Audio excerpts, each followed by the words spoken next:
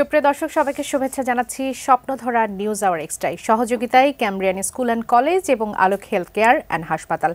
বাবলি ইয়াসমিন পুরো আয়োজন জুড়ে আছি আপনাদের সঙ্গে।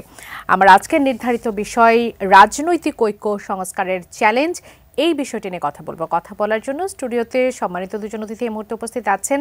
আমি শুরুতেই যদি তাদের সঙ্গে পরিচয় করিয়ে দিই, রহিন হোসেন প্রিন্স, সাধারণ সম্পাদক, বাংলাদেশের কমিউনিস্ট পার্টি সিপিবি, স্বাগত জানাচ্ছি এই আয়োজনে। আছেন মেজর আহমেদ ফেরদৌস, অবসরপ্রাপ্ত রাজনৈতিক ও নিরাপত্তা বিশ্লেষক, স্বাগত জানাচ্ছি এই আয়োজনে।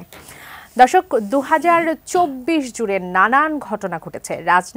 রাজনীতি থেকে শুরু করে নানান চড়াই উতরাই বাংলাদেশ দেখেছে এবং সেই চড়াই উতরাই নিয়ে আমরা নতুন বছরে পদার্পণ করেছি, যেখানে মূল চ্যালেঞ্জগুলো কিন্তু থাকবে নির্বাচনকে ঘিরে, বাংলাদেশের অর্থনীতিকে ঘিরে, নির্বাচনের সাথে সাথে সংস্কার, চলমান যে সংস্কার, সেই চ্যালেঞ্জগুলো তো থাকছেই।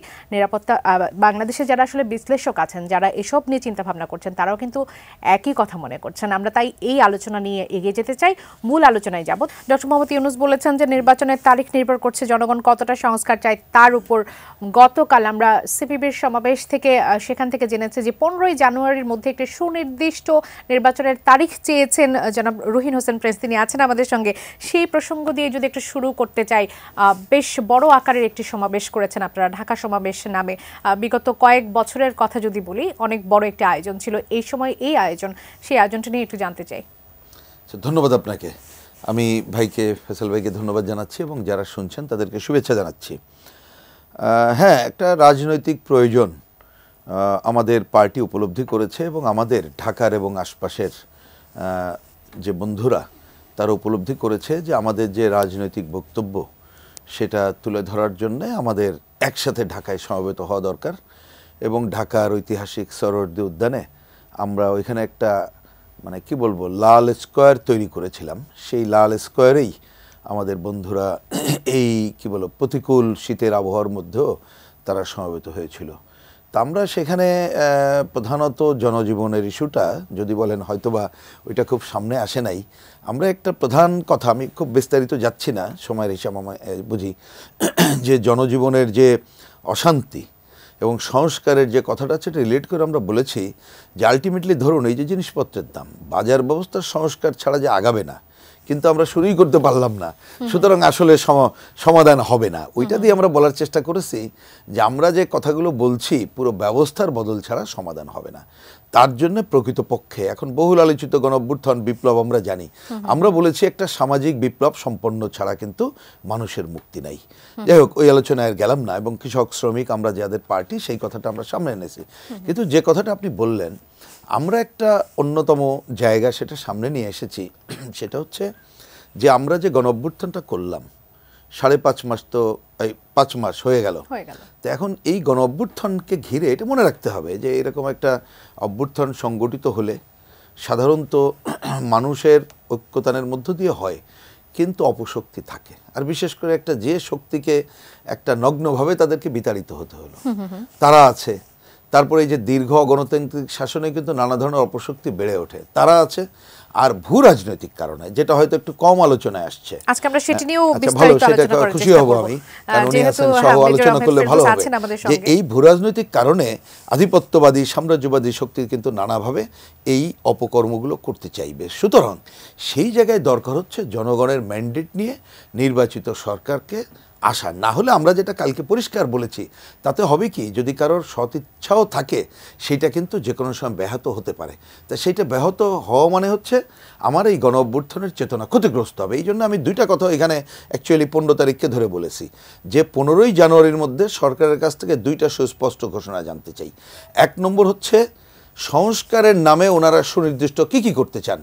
একই সাথে বলেছি নির্বাচনের ব্যাপারে আমরা তো এই যে আপনি এখানে প্রধান উপদেষ্টার কথা যেটা বলেন, আমি শুধু এখানে একটু যুক্ত করে বলি এর সাথে রিলেট করে।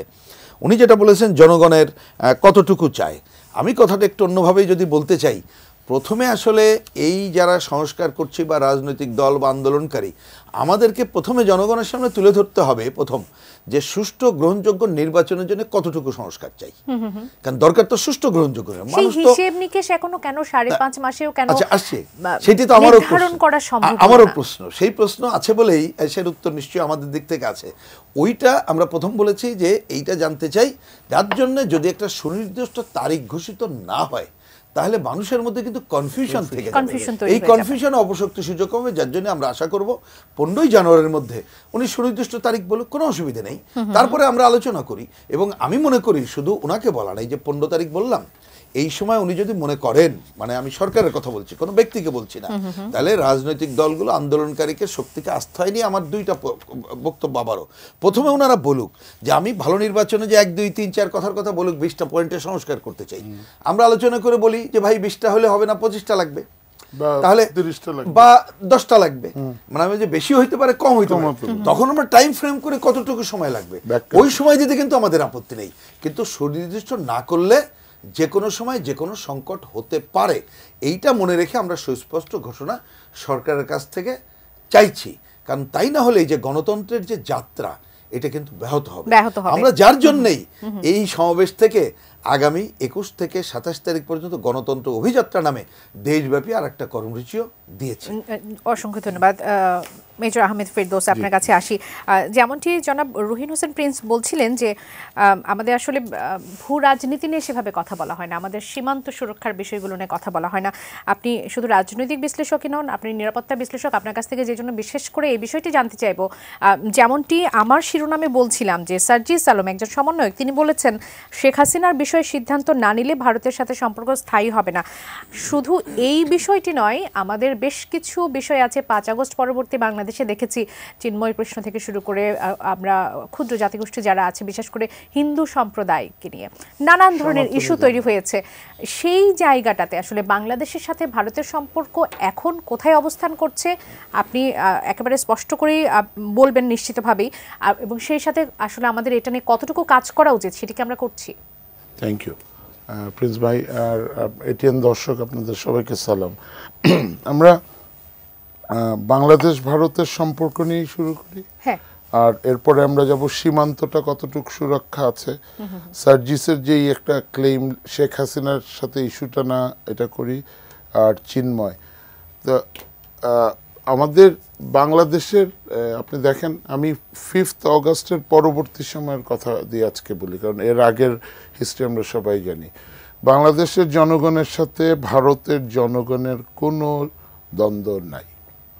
দ্বন্দ্ব আছে সাউথ ব্লক, দ্বন্দ্ব আছে বিজেপি, দ্বন্দ্ব আছে উগ্রবাদী হিন্দু যারা নাকি, দ্বন্দ্ব আছে সার্কাস টিভি, রিপাবলিক বাংলা নাকি, দ্বন্দ্ব আছে শুভেন্দু, দ্বন্দ্ব আছে ওদের কার্টুনিস্ট টিভি মিডিয়া যারা নাকি হাইপ ক্রিয়েট করে বর্ডারে অশান্তি তৈরি করে মানুষজনকে মোবিলাইজ করে বাংলাদেশের সীমান্তে ঢুকে যায়। এবং সীমান্তে ঢুকে যাওয়ার পরে তখন বাংলাদেশের বর্ডার গার্ড এক্সট্রা প্রিকশন নিয়ে দি হেল্প অফ বিএসএফ ওদেরকে পিছনে ফেলে দেয়। এটা একটা কনসার্ন। দেখেন, মানুষ যদি ঢুকে যায়, মানুষকে উস্কিত করা আমরাও কিন্তু জানি, কিন্তু আমরা মানে কুকুর কামড়ালে তো কুকুরকে কামড়ানোর স্বভাব বাংলাদেশি জনগণের নাই। তো আমরা ওই জেস্টারটা ওদের দেখাচ্ছি বলে ওদের মনে করা উচিত না ভারতের সরকারের যে আমরা নপুংসক। কারণ আমরা ফেলানি হত্যার আগে আমরা কিন্তু রৌমারি পাদুয়া ঘটিয়েছি। রৌমারি পাদুয়ার ঘটনা আপনাদের জানা উচিত, যে 8 জন বিডিআর কীভাবে 802 জন বিডিআরকে মানে তামাতামা করে দেয়। তো ওইটা আমরা করতে চাই না, কিন্তু আমরা জানি আমাদের সাথে যদি আসে, আমাদের সীমান্তের বিডিআর বা বিজিবি বলেন, we are capable, number 1। Number 2, দেখেন ভারতের সাথে আমাদের একটা সম্পর্কের অবনতি, সবচেয়ে খারাপ অবস্থায় আছে এখন Bangladesh. The only reason is India has chosen, Bharat সরকার বাংলাদেশের 18 কোটি জনগণের সাথে সম্পর্ক না করে ফ্যাসিস্ট হাসিনা এবং তার লেসপেন্সার না কি বলে পিনাকি ভাই, ওদের সাথে সম্পর্ক করছে, ওদেরকে প্যাট্রোনাইজ করছে, ওদের হাতে কালো টাকা আছে, ওদেরকে দিয়ে সীমান্তে উস্কাচ্ছে। এমনও শোনা যায় বাংলাদেশের কনসুলেটে যে আঘাত হয়েছিল আখাউড়ায়, ওখানে কুমিল্লার বাহার এমপি আর তার একজন কন্যা আছেন, কি জানি খুব হিট করা, নাম বলতে চায় না, তারা ওখানে উস্কিত করে কপালে এরকম তিলক লাগিয়ে মুসলমানরা ওখানে ভারত সেজে বিজেপি সেজে এটা করেছে। আমার কনসুলেট ইজ বাংলাদেশ দেয়ার, আমার পতাকা ওখানে বাংলাদেশ। তো বাংলাদেশের উপর সরাসরি আক্রমণের পরেও আমরা কিন্তু ইদানিং সীমান্তে বিএসএফ গুলি করলে গুলির বদলে গুলি দিতে জানি, করছি। এখন দেখেন একটা জিনিস, সীমান্ত সুরক্ষা নিয়ে যদি কথা প্রশ্ন ওঠে, ভারতকে স্পষ্ট করে বলতে হবে, আমি পররাষ্ট্র যেই উপদেষ্টা আছেন ওনার কাছে বিনয়ের সাথে রিকোয়েস্ট করছি, আপনি ডক্টর ইউনূসের সরকার আমাদের মাধ্যমে ভারতকে স্পষ্ট করে বলেন যে either they will go with Sheikh Hasina আর 18 কোটি জনগণ। আমি ভারতের জনগণের কাছে রিকোয়েস্ট করছি, আপনারা আমাদের ভাই, আপনাদের সাথে আমাদের কোনো শত্রুতা নাই, শত্রুতা বাধায় পলিটিশিয়ানরা, এই দুষ্টু পলিটিশিয়ানরা, প্রিন্স ভাই আপনাকে মিন করছি না।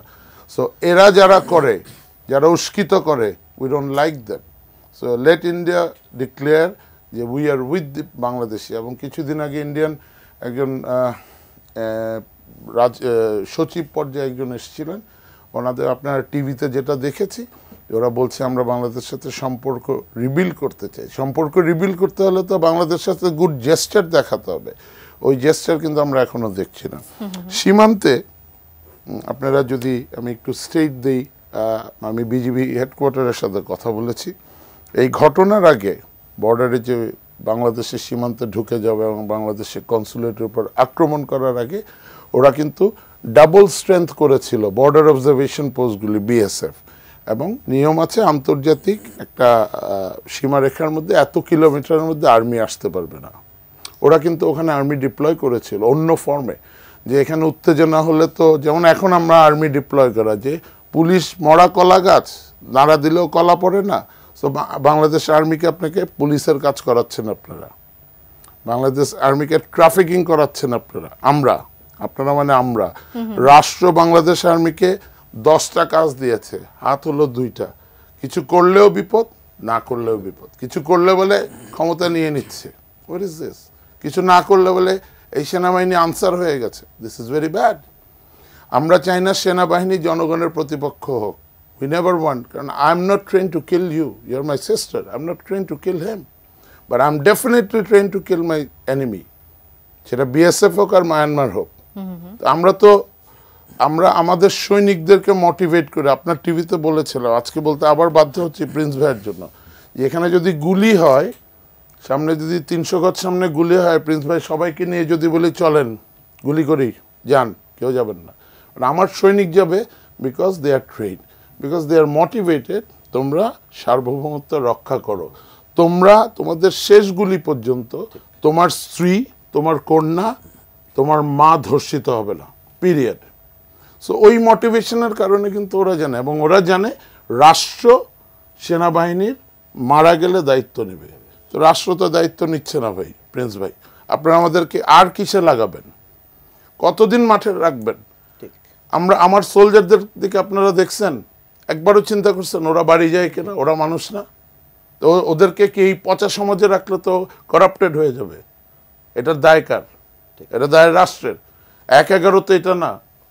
জেনারেল ওয়াকার 3 দিন ক্ষমতা গ্যাপ ছিল বাংলাদেশে, 5 তারিখ থেকে 8 তারিখ ক্ষমতা নিতে পারতো না? আর 3 তারিখে যদি গুলি করতো 2-3 হাজার লোক মারা যেত, এতে এই বিজয় আসতো, but at the cost of রক্ত। উনি তো করে নেই।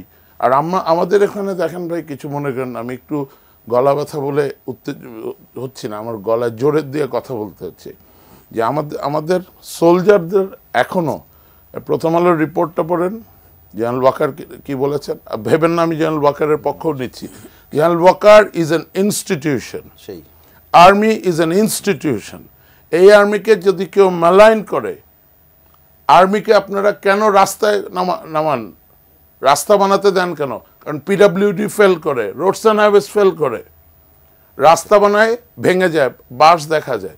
আর্মির হাতের ঝিল তো ভাঙে নেই, আর্মির 300 ফিট তো ভাঙে নেই, আমাদের রেস করেন। তো এই রাষ্ট্র আমাদেরকে এসি রুম থেকে মানে ফিল্ড থেকে এনে আমাকে এসি রুমে বসাইছেন, আপনি আমাকে করাপশনে ঢুকাইছেন, এখন বলেন আর্মি খারাপ। তো এই আর্মিটা একটু সেন্সিটিভ, দেশের সার্বভৌমের জন্য। যদি আপনার প্রশ্ন ছিল মায়ানমার, মিয়ানমার ইস্যুতে একটু পরে যেতে চাই আমি, একটু ভারতের ইস্যুটা নিয়ে। আসলে ভারতের সঙ্গে তো আমাদের নানান বিষয়ে জড়িত, আসলে অর্থনীতি থেকে শুরু করে রাজনীতি থেকে শুরু করে আমাদের বিগত যে প্রধানমন্ত্রী, সাবেক প্রধানমন্ত্রী, তিনি এখনো সেখানে আছেন, সেই বিষয়টির দফা রফা এখন পর্যন্ত হয়নি। সবকিছু নিয়ে আমি প্রশ্ন রেখেছিলাম যে আসলে যে অবস্থায় আমাদের সম্পর্কটা থাকার কথা ভারতের সাথে, প্রতিবেশী দেশের সাথে, সেটি নিয়ে আমরা কতটুকু কাজ করছি, আসলে সেই কাজ পর্যাপ্ত কিনা। কথা বললেই তো হয়ে যায়, একটু জোরে কথা বললেই তো ওরা কাঁপুনি হয়, দেখেন না এখন ভয় পায় কেন? মানে আমি এইভাবে নিয়েন না, ভারতের সাথে যদি পুতুপুতু করে কথা বলি তাহলে ওরা পুতুপুতু করে আমাদেরকে ওরকম চাকরের মতো বলতে হয় কেন? মানে এখন তো এটা কালচার হয়ে গেছে, কেন এসে এভাবে কথা বলে? আচ্ছা বাবলি, এটা তো কালচার হয়ে গেছে যে আমি ভারত আমার কি জানি বলেছিল পররাষ্ট্রমন্ত্রী, স্বামী স্ত্রীর সম্পর্ক, আমার লজ্জা লাগে তো। আপনার প্রধানমন্ত্রী যখন যায়, আগের প্রধানমন্ত্রী একটা ব্রিগেডিয়ার র্যাঙ্কের এয়ারফোর্স অফিসার কলকাতায় তাকে রিসিভ করে, কতটা লজ্জা আপনাকে দিছে? And you don't have a shame. আপনি ভারতের কাছে মানে আমার বলতেও তো খারাপ লাগে, মানে এটা তো একটা হাইট অফ, মানে একটা ন্যাশনাল রেসপেক্টের জায়গা আছে। এখন দেখেন, যাই হোক, যেটা আগে হয়েছে, বিকজ আমরা পুতুপুতু করতে অভ্যস্ত, এখনও সবাই পুতুপুতু করছে। এখনও ফরেন মিনিস্ট্রি কোনো কিছু আসলে ভারতকে, অ্যাম্বাসাডারকে সে একটা ধমক দেয় না, কেন আমার কনসুলেটে আঘাত হয়েছে এক্সপ্লেইন। এটা বললে কি ভারত অ্যাটাক করবে? সেটির উপযুক্ত ব্যবস্থা কি নেওয়া হয়েছে আপনার কাছে? আপনার তো মিডিয়া থেকে আমি তো আপনার কাছ থেকে শুনতে চাই, আপনার কাছে কি মনে হয় উপযুক্ত ব্যবস্থা নেওয়া হয়েছে? আপা বলেন তো। আমার কনসুলেটে, ভারতের কনসুলেটে, কিন্তু ভারতের এমবাসিতে এপিসি দিয়ে আর্মির আমরা প্রোটেক্ট করেছি। ওদের পতাকা পোড়ানোর পরে এমবাসিতে অ্যাটাক করার পরে আমরা যদি এপিসিটা না দিয়ে এরকম পুতুপুতু করতাম, মাথা নিচু করে থাকতাম, মরা কালা গাছ হতাম, বাংলাদেশের ছাত্ররা সার্জিস চটকায় দাঁড় ফাদায় দিত। ওদের কাটকাতে পারবেন না সার্জিস হাসনাতকে। ওর সার্জিস যেই দাবিটা করেছে, দিস ইজ এ লেজিটিমেট দাবি, অ্যান্ড দিস আমিও সমর্থন করি, আমরা সবাই সমর্থন করা উচিত, এবং সরকারের কাছে বিনয়ের সাথে রিকোয়েস্ট করা উচিত, দয়া করে একটু ঝাঁকি দেন, একটু শক্ত হন। আমরা কিন্তু আপনাদের পিছনে আছি, ভয় পাওয়ার কিছু নেই। বয়স হলে স্টেপ ডাউন, ইয়াংদের আসতে দেন। যদি ভয় পান, I repeat, step down, resign. But ওখানে বসে পুতুপুতু করবেন না, দয়া করে। আমি বিনয়ের সাথে ক্ষমা চাচ্ছি, ওনারা অনেক বয়স্ক, বাবা মার বয়স। অসংখ্য ধন্যবাদ জনাব আহমেদ ফেরদৌস। আপনার কাছে নিশ্চয়ই আবারও আসবো। মিয়ানমার ইস্যু নিয়ে আমরা আসলে কথা বলতে চাই, কেননা এই ইস্যুটিকে এখন আর হেলাফেলা করার সুযোগ নেই। আমরা যতটা গুরুত্ব মিয়ানমারের ব্যাপারে দেওয়া উচিত ছিল এখন পর্যন্ত সেটি সম্ভবত দেইনি, সেটি নিশ্চয়ই আপনি ব্যাখ্যা করবেন। জনাব রহিন হোসেন প্রিন্স, বিএনপি মহাসচিব মির্জা ফখরুল ইসলাম আলমগীর বলেছেন, আমাদের গণতান্ত্রিক যুদ্ধটা শেষ হয়েছে, কিন্তু ঐক্যের সাথে দেশটাকে বিনির্মাণ করে সামনে এগিয়ে যাওয়ার যে যুদ্ধ, সেটি এখনো শেষ হয়নি। মূলত ঐক্যমত্য নিয়ে কিন্তু আমরা বেশ কিছুদিন ধরেই জোরালোভাবে কথা শুনতে পাচ্ছি, কিন্তু আদতে আমরা কিন্তু সেই ঐক্যমত্যটা দেখতে পাচ্ছি না। আমরা কি ছাত্র নেতা যারা আছে, বৈষম্যবিরোধী ছাত্র আন্দোলন বা আর যারা আছে, তাদের সঙ্গে রাজনীতিবিদদের একটা ফাটল দেখতে পাচ্ছি না? আমরা সরকারের সাথে কি একটা দূরত্ব দেখতে পাচ্ছি না? আপনি কিভাবে ব্যাখ্যা করবেন? না, ঠিকই। আমি তার আগে আমি জাস্ট 30 সেকেন্ড একটু সময় নেই। উনি যে আলোচনাটা করেছেন, আমার বিবেচনায় একটা গুরুত্বপূর্ণ জায়গা হচ্ছে, কারণ উনি তো একজন সাবেক সেনা কর্মকর্তা এবং কি বলে যে বিশ্লেষক, এবং ওনার স্পিরিটটা আপনার তো একটা স্পিরিট আছে, এভরিথিং ইজ ওকে, সেটা নিয়ে আমার সেটা নিয়ে আমার কোশ্চেন নাই। আমি বলতে চাইছি যেটা অবশ্যই একটা স্বাধীন দেশ হিসাবে আমাকে তো মাথা উঁচু করেই স্বার্থ সংরক্ষণ করে আগাতে হবে। কিন্তু আমার পয়েন্টটা, যে কারণে আমি কথাটা একটু তুললাম, মনে রাখতে হবে উনি শুরুতে যেটা বলেছেন খুবই কারেক্টলি অ্যাড্রেস করেছেন, যে আমাদের সম্পর্ক থাকবে রাষ্ট্র টু রাষ্ট্র, এই জনগণের সাথে এই জনগণের। কারণ মনে রাখতে হবে আমাদের এই দুই দেশে কিন্তু একটা কমন ঐতিহ্য আছে, সংস্কৃতি আছে, মুক্তিযুদ্ধের ঐতিহ্য আছে, অন্য জায়গার সাথে এই পার্থক্যটা আছে। কিন্তু মনে রাখতে হবে এইখানের যে ব্যবসায়ী গ্রুপ, তাদের ডমিনেশন এইখানে আছে, ওইখানে হিন্দুত্ববাদী সংগঠন আছে, উনি সেটা বলেছেন। এই জায়গাগুলো তাহলে আপনাকে এই মীমাংসা করতে হলে আমাদের এই যেমন সীমান্তের ঘটনা, অভিন্ন পানি সংকট, আমাদের অসম বাণিজ্য, এই যে বিষয়গুলো, আপনি এই জায়গাগুলো সমাধান ছাড়া আপনি শুধুমাত্র অন্যটা ভাবলে হবে না। এটা একটা আরেকটা মন্তব্য করে আমি আপনার প্রশ্নে যাই। মনে রাখতে হবে আমাদের তো এটা একটা অঞ্চল, আমাদের আরো বাইরের বৃহৎ ভূ রাজনৈতিক নানা কারণে আছে, যার যার স্বার্থ আছে। সেই ক্ষেত্রে কখনো আমাদের যেমন ভারতের সাথে ফাইট চলবে, কোনো কোনো জায়গায় আবার সার্ক এবং তার ঐক্যবদ্ধভাবেও কিন্তু করতে হবে। এইসব মিলে এটাকে একটা পলিটিক্যাল ইউনিয়ন পজিশন আলোচনার দরকার রয়েছে। ওইটা যদি যেতে পারি তখন কিন্তু কোনো দেখবেন কোনো ব্যক্তির সাথে কোনো দলের সাথে আর সম্পর্ক থাকবে না, পিপলস টু পিপল হবে। এবার আমি এই কথাটা বলি একটু প্রসঙ্গক্রমে, আমি একটু স্মৃতি আওড়াচ্ছিলাম যে আমরা 5ই আগস্ট গণ অভ্যুত্থান সংগঠিত হওয়ার পরে আমরা বাম গণতান্ত্রিক জোট এবং কমিউনিস্ট পার্টি ওই সময় বিবৃতিতে এই যে এত শহীদ তাদের সমর্থন এবং অন্যান্যের সাথে পরিষ্কার করে বলেছিলাম 5ই আগস্টের বিবৃতি যে পূর্ণ গণতান্ত্রিক অধিকার অর্জনের জন্য সংগ্রাম অব্যাহত রাখতে হবে। কারণ মনে রাখতে হবে এইবারের যে গণ অভ্যুত্থান, ধরুন এই যে রাজনৈতিক দলগুলো আমরা বিভিন্ন শ্রেণী পেশার মানুষ দীর্ঘ 1 যুগেরও বেশি সময় ধরে সংগ্রাম করেছি, ভিত্তিটা ছিল।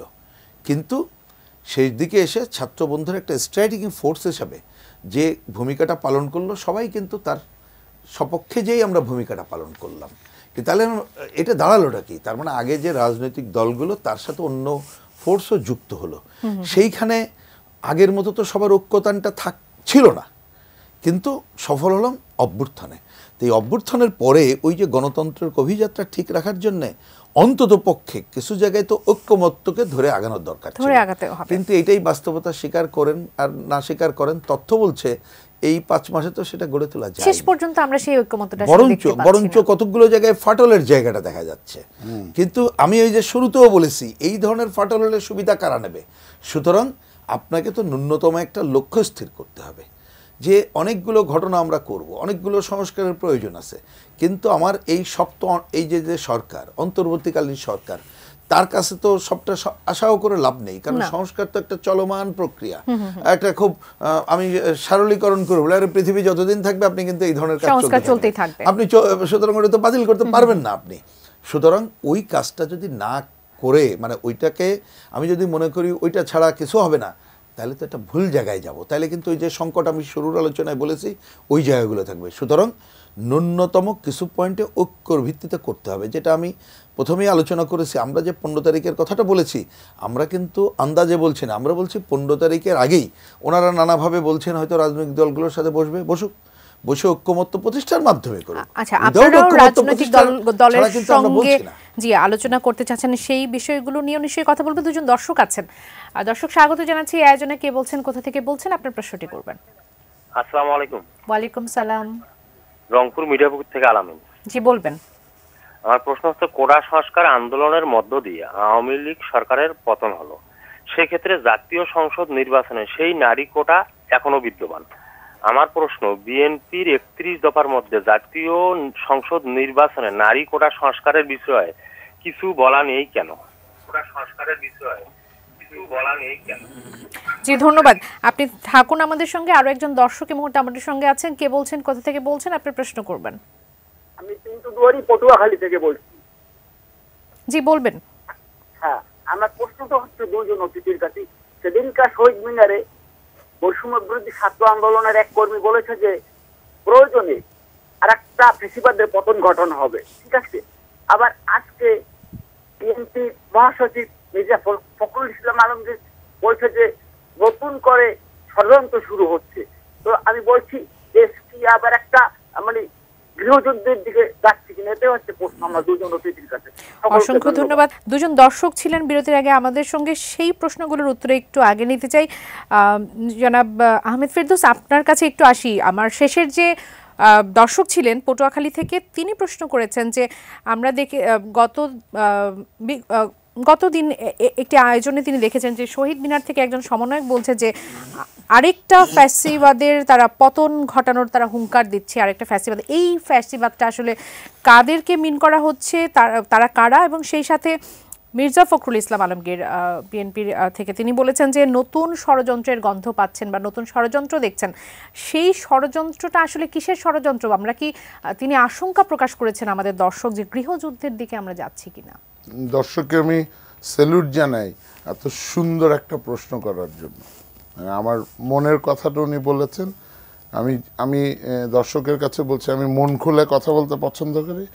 আমি দেখেন, ফ্যাসিবাদ যখনই বলা হয়েছে 31শে ডিসেম্বর ওই দিন আমিও ছিলাম শহীদ মিনারে, এই যে ছাত্ররা প্রোক্লেমেশন অফ জুলাই রেভলিউশন যেটা করতে চেয়েছিল, মার্চ ফর ইউনিটি নামে যেটা হলো, জি না এটা করুক। তো আমি ওখানে ছিলাম, আই স্পোক উইথ পিপল, বিভিন্ন মানুষের সাথে কথা বলেছি, দেখেছি।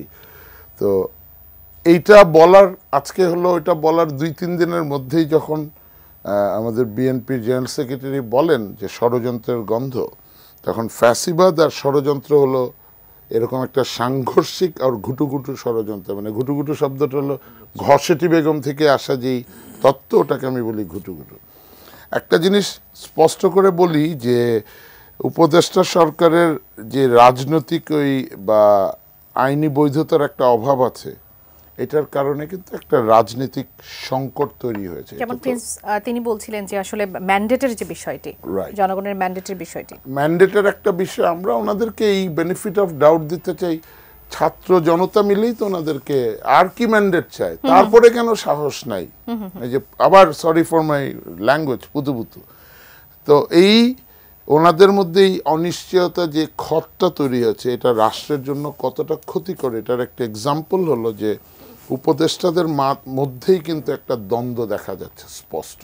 এক পক্ষ সমর্থন করছে যে প্রোক্লেমেশন অফ ইন্ডিপেন্ডেন্স বলতে দেওয়া উচিত ছিল, আরেক পক্ষ মানে আসিফ নজরুল সাহেবের নেতৃত্বে আরও কে জানিয়ে আছে মানে অন্য লিঙ্গের, তো ওনারা যদি এগুলি করে, দিস ইজ ব্যাড। মানে ঘুটুঘুটু কেন হবে বাংলাদেশে? ঘুটুঘুটু হচ্ছে, আপা আমি ওনাকে বলি, সমন্বয়ক বলেছে ফ্যাসিবাদের জন্ম দেয়া। মানেটা কি? মানেটা হলো যদি নির্বাচন হয়, বাংলাদেশের জনগণের সাইকি হলো 5 বছর বিএনপিকে দেখে, বিএনপি ভালো করেন, এটা করছে, হাওয়া ভ্রমণ করছে, এই করছে, আচ্ছা আওয়ামী লীগকে ভোট দিই। Swing voters. আওয়ামী লীগ তো মাসাল্লাহ 16 বছর টেনে নিয়ে গেছে, ব্যাংক ট্যাঙ্ক খালি করে একদম দেশ শেষ, হ্যাঁ, নির্বাচন ব্যবস্থা ধ্বংস করে নৌকায় করে নিয়ে ভারতে পালিয়ে গেছে। এখন জনগণ তো চোখ বন্ধ করে, এটা সাইকি, নৌকা বাদ দিয়ে খুঁজবে, কি আছে, ধানের শীষ, আচ্ছা নেই, ধান খাই। আর না হলে অনেকে বলতেছে দাড়িপাল্লা, আল্লাহ। সো এই যখন আসে, এখন যদি আরেকটা ফ্যাসিজম আসে, 201টা ভোট পায়, কথার কথা জনগণ দেবে, আরেকটা ফ্যাসিজম হবে না, ফ্যাসিস্ট সরকার হবে না, ফ্যাসিস্ট ব্যবস্থা হবে না, অ্যাবসুলেট মেজরিটি করাপ্টস অ্যাবসুলেট ইয়া। এই যে সংখ্যাটার কথা যে একটা বাচ্চা ছেলে বলল, আমি ওকে, আমার ছেলের বয়স 26+, এই ছেলেরা যে বলল, দে আর সো স্মার্ট, দে আর সো ইন্টেলিজেন্ট। আপনাদেরকে মনে রাখতে হবে, ওদের ডাকে জনগণ এসছে, কোনো পলিটিশিয়ানদের ডাকে পলিটিক্যাল পার্টি এই 16-17 বছরে জনগণকে মাঠে নামাতে পারে নাই। ব্যাংক খালি হয়ে গেছে, এরকম অবস্থা, দেশের সার্বভৌমত্ব বিক্রি, করিডোর দিয়ে দিচ্ছেন আপনি, এরকম। কিন্তু এদেরকে you have to pay respect, and if you do not pay respect, তাহলে তো আপনারা আপনাদের সাথে গাদ্দারি করছেন। 2 নম্বর পয়েন্টটাও শেষ করে দেয়। 2 নম্বর পয়েন্টটা হলো, বিএনপির মির্জা ফখরুল ইসলাম আলমগীর সাহেব ভালো মানুষ, উনি বলছেন ষড়যন্ত্র। I am asking him, please tell us what is that ষড়যন্ত্র? কোন শক্তিকে আপনাদেরকে বাধা দিচ্ছে? Why don't you have trust on people? মানুষ ভোট দেখ না আপনাকে, যাকে খুশি তাকে ভোট দিবে। কোথায় ষড়যন্ত্র? ভোটটাই চাচ্ছে তারা, দ্রুত সময়ের মধ্যে চাচ্ছে, ভোট তো হবেই, যেহেতু ডেট দেয়া হচ্ছে না, সেহেতু তারা ষড়যন্ত্রের গন্ধ পাচ্ছে। প্রিন্স ভাই যেটা বলেছে, আই এগ্রি উইথ দ্যাট। ধরেন 31 ডিসেম্বর 2025 ভোট হবে, ওনারা রাজনৈতিক দল হিসেবে তোমাদের ব্যাক ক্যালকুলেশন করে করতে হবে, কবে হবে, কবে গুছাবে। একটা টার্গেট থাকলে সবাই, কিন্তু আমরা দেখি অলিম্পিক হবে, কাউন্টডাউন এরকম, তো টার্গেটই নাই। এই গভর্নমেন্ট কেন বলতে পারছে না? এটা একটা কোশ্চেন। অসংখ্য ধন্যবাদ। একটু রুহিন হোসেন প্রিন্স, আপনার কাছে আসি। একজন দর্শক রংপুর থেকে ছিলেন আলামিন, তিনি বলছিলেন যে আমরা কোটা বিরোধী আন্দোলন করেছি, কিন্তু সংসদে এখনো নারী কোটা আসলে সেটি বহাল আছে, এবং তিনি বিএনপির কাছে প্রশ্নটি করছিলেন যে 31 দফার মধ্যে নারী কোটার বিষয়টি নিয়ে কেন সুস্পষ্ট কোনো কিছু বলা নেই। সেটি নিয়ে আপনি কথা বলতে চাইতে পারেন, নাও চাইতে পারেন, কিন্তু নারী কোটার বিষয়টি নিয়ে আপনার নিজস্ব মন্তব্য আপনি জানেন। আমি আমার দলের পজিশনটাই বলতে চাই। না, আমার মনে হয় একটু আমি অনুরোধ করব, মিঠাপুকুর থেকে যে ভাই বলেছেন, তবে এটা আমি একটু ধন্যবাদ জানাই, বিশেষ করে পটুয়াখালী, মিঠাপুকুর। আমরা জানি এই অঞ্চলের মানুষও যে চিন্তা করছে, সচেতনতা তৈরি হচ্ছে, সেটাকে আমি অ্যাপ্রিসিয়েট করি। আমি শুধু বলতে চাই যে দেখুন, আমাদের পিছিয়ে পড়া জনগোষ্ঠী বলতে যা বুঝি, তাদেরকে এইটাকে আমরা বলি যে আমাদের যে বৈষম্য, কিছু সময়ের জন্য একটা পাল্টা বৈষম্য করতে হয়, পাল্টা বৈষম্য করতে হয়। তা বিশেষ করে আমাদের মুক্তিযুদ্ধের পরে, স্বাধীনতা বিজয়ের পরে আমরা তো নারী কোঠার জায়গাটা আমরা রেখেছিলাম। প্রসঙ্গক্রমে বলি, আমরা কিন্তু ওই সময়, আমি 72-র কথা বলছি, আমরা এইভাবে যেভাবে নারী কোঠা দেওয়া হয় এইটার পক্ষে কিন্তু আমরা এখনো না। আমরা সরাসরি ভোট চাই, যে নারীর আসন সংরক্ষিত থাকবে, তবে ভোট চাই। 72 সালে চেয়েছি, এখনও চাই, ওইটুকুই। কিন্তু নারী কোঠা এখনও আমরা থাকার পক্ষে এই বিবেচনায়, কারণ সমাজে ধরুন একটা অসাম্য, সেটা হচ্ছে এরকম যে একটা বিস্কুট রেস হচ্ছে। এখন 6 ফুটের একজন হাত বেঁধে দিলেন, সে বিস্কুট খাবে, আর একজন 4 ফুটের, তা তো পারবে না। যতক্ষণ পর্যন্ত ওই সম না হচ্ছে, আপনি কিন্তু ওই বিস্কুট রেসকে কারেক্ট ধরতে পারেন না। তা আমাদের সমাজে নারী পুরুষের যে বৈষম্যটা আছে, আমরা মনে করি আরও কিছুদিন এটা দরকার। এখন পরিষ্কার বক্তব্য, যেদিন আমরা দেখব যে এই বৈষম্য দূর হচ্ছে, 6 ফুট আর 4 ফুটের বৈষম্য নাই, তখন কিন্তু আর প্রয়োজন হবে না। এই কারণে মনে রাখতে হবে, কোনো জায়গায় থাকতে পারে, কোনো জায়গায় নাও থাকতে পারে। আমরা এই বিবেচনা এখন রাখার পক্ষে কিন্তু প্রত্যক্ষ ভোট হওয়া দরকার, যেভাবে এখন ইনডাইরেক্টলি যেভাবে নিয়ে আসে, ওইটাকে বাতিল করা দরকার। আর একটি প্রশ্ন আপনার কাছে, সেটি হচ্ছে যে আমরা অনেকগুলো সংস্কারের কথা যখন বলছি, গুরুত্ব দিয়ে অনেকগুলো সংস্কারের আলোচনা হচ্ছে, সেখানে রাজনৈতিক যে সংস্কারের কথা, সেটি নিয়ে কথা বলা হলেও আমরা কোনো কাজ করতে দেখছি না। বিশেষ করে রাজনীতির চ্যালেঞ্জের জায়গাগুলো, নির্বাচন হবে, মানুষ ভোট দেবে, সব কিছু ঠিক আছে, কিন্তু আমরা যখন রাজনৈতিক সংস্কারের কথা বলছি, রাজনীতিতে কি সংস্কার আসবে?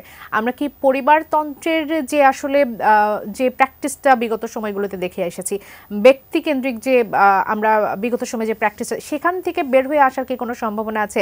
আপনার কাছে কি মনে হয়? সেই সাথে আমরা গণতন্ত্রের কথা মৌখিকভাবে বলছি, আমরা একটা ফ্রি ফেয়ার ইলেকশনের কথা সবসময় বলে এসেছি, কিন্তু অংশগ্রহণমূলক নির্বাচন, সেটি এখনকার পরিপ্রেক্ষিতে কতটুকু সম্ভব? না, একেবারে সাপ কথা। কারণ বিগত দিনগুলোতে, এটা অনেক দিন হয়ে আসছে, খালি এই 10-12 বছর হয়েছে না, তারা কম বেশি এর আগেও হয়েছিল, কিন্তু এই সময় তো একেবারে নির্বাচন ব্যবস্থা বলে কোনো জিনিস নাই।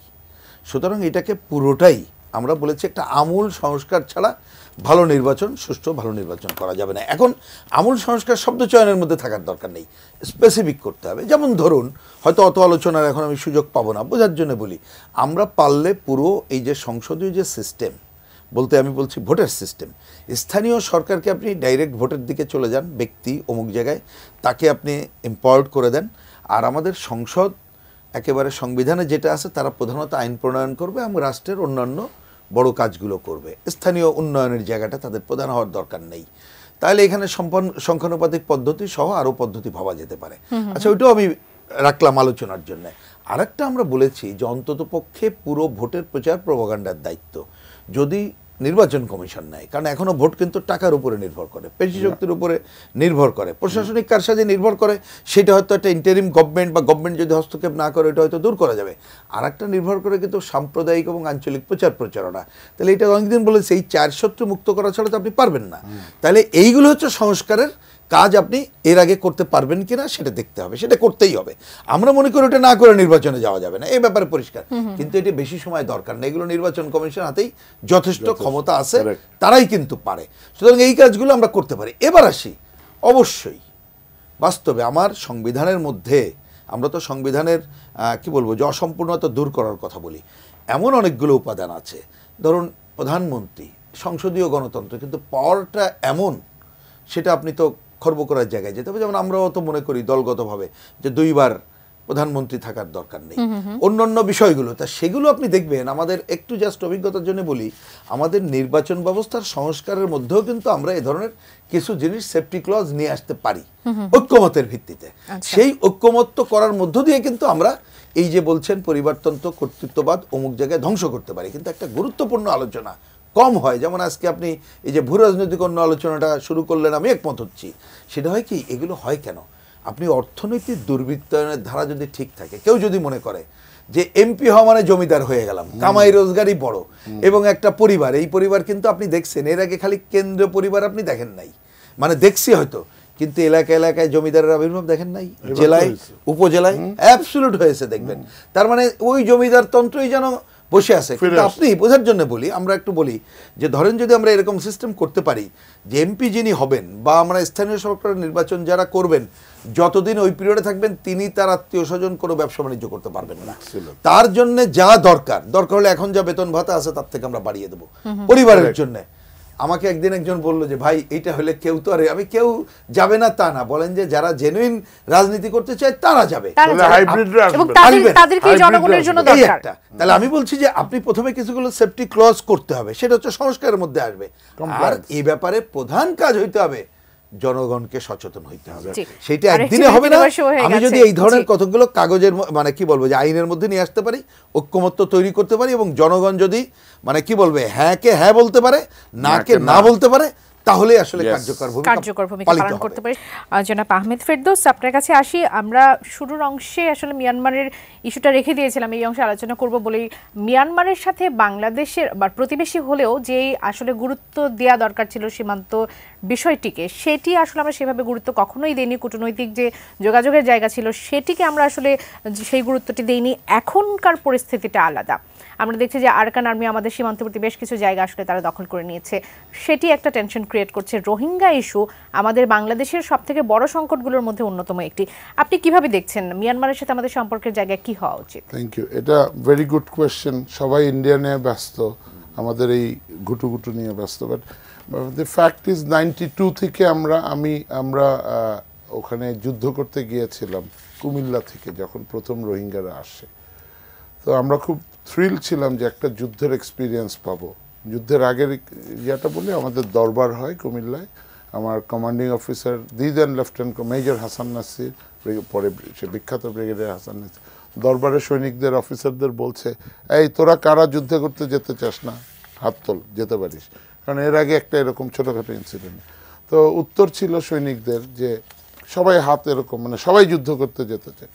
উনি ধমক দিয়ে বললেন, আরে সত্যি করে বলো না, কুয়েতে এরকম যুদ্ধ হয়েছে, অনেক কুয়েত আর্মির অফিসার সৈনিক পালাইছে, তোরা বল। বলে স্যার পরিবার বলছে মিয়ানমারের সাথেও যদি যুদ্ধে জিততে না পারো কচু গাছ দিয়ে আত্মহত্যা করো। পরিবার মানে স্ত্রী। এখন দেখেন আমরা যুদ্ধ করতে গেছি, তখন যুদ্ধটা যদি লাগতো, আমি 92-তে আই ওয়াজ এ লেফটেন্যান্ট, যুদ্ধটা যদি লাগতো আমরা বাজি লাগতাম অফিসার কত তাড়াতাড়ি আকিয়াব বন্দর দখল করব। ওই মিয়ানমার আর এখন মিয়ানমার টোটালি ডিফারেন্ট। ওই মিয়ানমারের আর্মি স্ট্যান্ডার্ড, এখনকার মিয়ানমারের army standard totally different. Myanmar এখন backed by China, funded by Japan. মিয়ানমারের আশ্চর্য হব না যদি অ্যাটমিক এনার্জি থাকে। আর মিয়ানমারের একটা এই যে আরাকান আর্মি, ওরা তো বিশৃঙ্খল একটা আর্মি, ওরা তো গভর্নমেন্ট আর্মি না। ওরা যদি বম্বিং করে, আমার বিজিবি কি বসে থাকবে? কোস্টগার্ড কি বসে থাকবে? বসে থাকবে না। আর এখানে তো 10 লক্ষ শান্তি, আপনি নোবেলের জন্য 10 লক্ষ গ্রেনেড নিয়ে বসে আছেন এখানে। 10 লক্ষ গ্রেনেড পয়দা করেছে, আরও 10 লক্ষ, মানে 20 লক্ষ Rohingya. With all due respect, ওদের প্রতি মানবিক হই আমরা, বাট বাংলাদেশের অর্থনীতি ধ্বংস করে ফেলছে। কক্সবাজারে আপনি যে ইয়াবাটা আসে, আপনি কক্সবাজারে যান, ইয়াবাগুলি আসে। ঢাকায় আপনি রিক্সাওয়ালা দেখেন অনেকে রোহিঙ্গা, এরা পাসপোর্ট নিয়ে অন্য দেশে গিয়ে বাংলাদেশকে বিতর্কিত করে ফেলছে।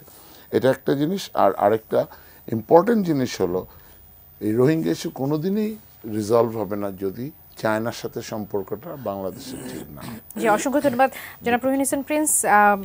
2 মিনিটের মতো সময় পাবো আপনার কাছে আসি। আমার আজকের টপিকসটা নিয়ে যদি এখন শেষ পর্যন্ত কথা বলি, যে 25-এ রাজনৈতিক ঐক্য এবং সংস্কারের চ্যালেঞ্জ নিয়ে কত দ্রুত কিভাবে কাজ করা উচিত? আমি মনে করি যে প্রথমে আগে ঠিক করা দরকার যে আমরা ঐক্য নিয়ে দ্রুত কাজ করব কিনা। আমি আপনার কথাকে ধরি, আমার মনে হয় ওইটাকে ভিত্তি ধরে যদি কাজ করতে চাই তাহলে আমি খুব অসম্ভব দেখি না।